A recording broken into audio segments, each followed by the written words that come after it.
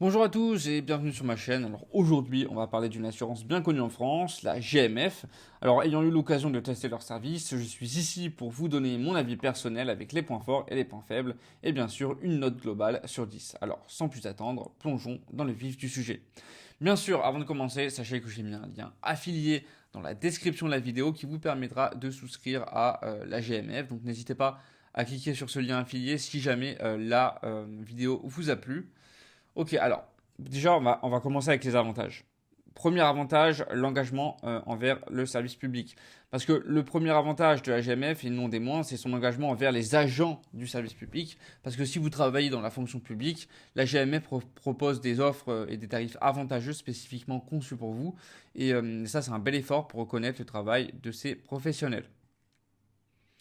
Deuxième bon point, une gamme de produits complète. Parce que comme beaucoup d'autres assureurs, la GMF offre une large palette de services d'assurance, auto, habitation, santé, prévoyance et plus encore. Et ce qui est intéressant, c'est leur capacité à offrir des couvertures adaptées aux différents besoins de leur clientèle, le tout sous le même toit. Donc ça, c'est plutôt pratique. Troisième bon point, un service client de qualité.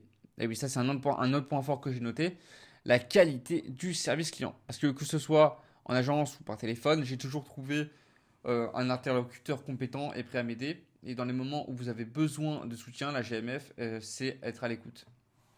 Ok, alors on va passer maintenant aux inconvénients.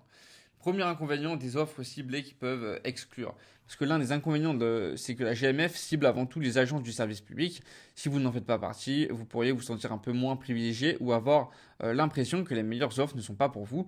Et donc ça c'est vraiment un point à considérer selon votre situation professionnelle, parce qu'il se peut que d'autres assurances soient mieux pour vous.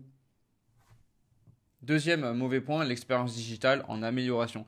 Parce que la GMF travaille activement à améliorer son service et son expérience digitale, mais certains aspects comme l'interface de l'application mobile ou la gestion des contrats en ligne peuvent être optimisés.